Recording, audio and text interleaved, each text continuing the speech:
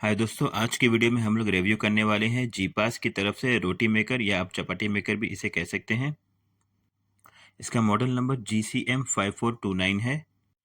यह एक छोटा सा डिवाइस है जिसका वज़न तकरीबन 1 से 1.5 किलो के बीच में होता है और इसकी मदद से आसानी से आप घर में रोटियां बना सकते हैं।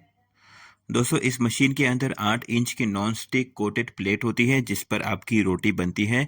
यह मशीन आपके घरों में इस्तेमाल करने के लिए बनाई गई है और घर के जो हमारे नॉर्मल इलेक्ट्रिसिटी पावर होता है 230 वोल्ट और 50 हर्ट्ज, उसी पर यह ऑपरेट होती है। यह मशीन तकरीबन 900 वाट्स का पावर कंज्यूम करती है। दोस्तों, मैंने जो इस मशीन की ऐड देखी थी उसमें दिखाया गया था कि यह 30 से 40 सेकंड का वक्त लेती है एक रोटी बनाने में। तो यहाँ पर हमने बॉक्स को ओपन कर लिया है। बॉक्स ओपन करते ही इसके अंदर इसकी यूज़र मैनुअल मिल जाती है और इसके साथ में मिलता है इसका वारंटी कार्ड। इस मशीन के साथ 2 साल की वारंटी आपको मिल जाती है। जैसे कि आप देख सकते हैं, इस मशीन को काफ़ी बढ़िया पैकिंग में दिया गया है कंपनी की तरफ से। इस मशीन की कीमत तकरीबन 3000 से लेकर 5000 के बीच में हो सकती है। डिपेंड करता है कि आपने इसे ऑफलाइन लिया है या ऑनलाइन लिया है। मैंने यह मशीन एक फ्रेंड के थ्रू मंगवाई थी और यह मशीन मुझे 3500 में पड़ी थी। इस प्रोडक्ट की बिल्ड क्वालिटी काफ़ी बढ़िया है, लेकिन इसकी जो पावर केबल है वह काफ़ी छोटी है। कंपनी को इसकी जो पावर केबल है उसे थोड़ी लंबी देनी चाहिए थी।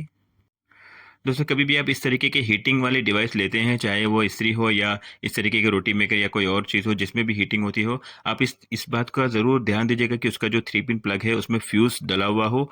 मतलब फ्यूज़ वाला जो प्लग होता है वह इसमें लगा हुआ हो। इससे आपका सेफ्टी फैक्टर काफ़ी बढ़ जाता है।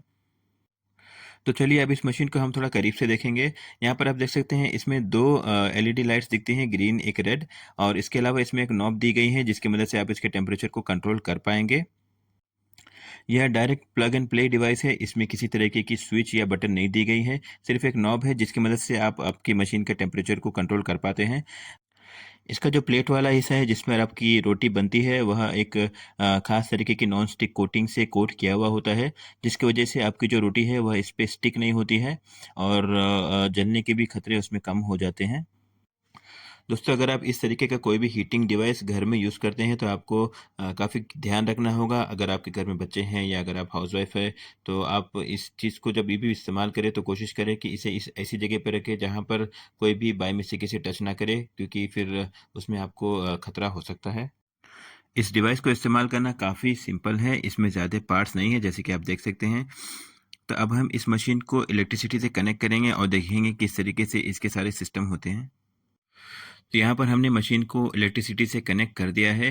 जैसे कि मैं इसमें पावर सप्लाई ऑन करता हूँ, इसके अंदर की रेड लाइट जलने लगती है, ग्लो करने लगती है।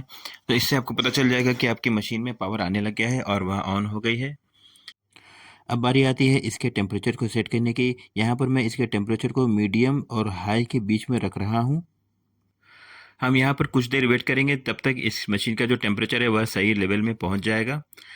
अब हमारी मशीन इस्तेमाल के लिए रेडी है। यहाँ पर हमने आटे की कुछ लोई बना ली है। अब बारी-बारी से हम उन लोइयों को इस मशीन में डालेंगे और रोटी बनाकर देखेंगे। तो अब हमारी पहली रोटी बन रही है। आपने देखा किस तरीके से हमने लोई को मशीन में प्लेस किया और इसके कवर को क्लोज़ किया।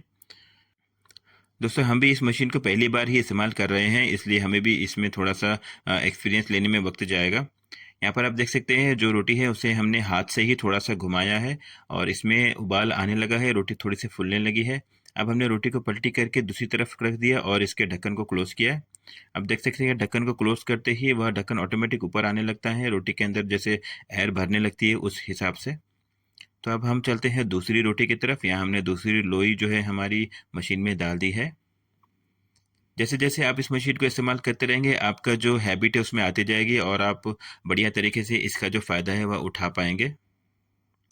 यहाँ पर मैंने नोटिस किया कि हमने हमारी मशीन का जो टेम्परेचर है वह थोड़ा लेस सेट किया था, थोड़ा कम पे सेट किया था, जिस वज़ह से यह बराबर से गर्म नहीं हो रही थी। अभी हमने टेम्परेचर को थोड़ा बढ़ाया है और इसकी जो स्पीड है, रोटी बनाने की जो स्पीड है वो थोड़ी-सी तेज़ हुई है। तो अब हमने 2 रोटी बना ली हैं और हम बढ़ रहे हैं हमारी तीसरी रोटी की तरफ। दोस्तों यहाँ पर मैंने नोटिस किया है कि इस मशीन में जो आप आटा बनाते आटे की जो लोई या आपका जो बेड़ा आप बनाते हैं उसे आपको थोड़ा सॉफ्ट ही रखना होता है। साथ ही में उसका प्लेसमेंट काफ़ी इंपॉर्टेंट होता है। आपका जो बेड़ा होता है, जो आपकी लोई है, उसे आपको थोड़ी मशीन में थोड़ा सा पीछे की तरफ रखना होता है, लेकिन जैसे ही आप उसे प्रेस करते हैं वो ऑटोमेटिक फैल जाता है और वह राउंड शेप ले लेता है।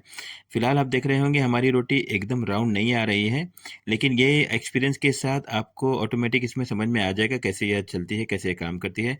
यहाँ आप देख रहे हैं काफ़ी बढ़िया रोटी इस वाली हमारी बनी है। तो जो हमारी तीसरी रोटी है वह भी यहाँ पे कंप्लीट हो गई है और काफ़ी ज़बरदस्त दिख रही है। तो मेरी राय में यह मशीन एक काफ़ी काम की चीज़ है हमारे घरों के हाउसवाइफ्स के लिए। वीडियो अच्छा लगा तो इसे लाइक करके चैनल को सब्सक्राइब ज़रूर करिएगा।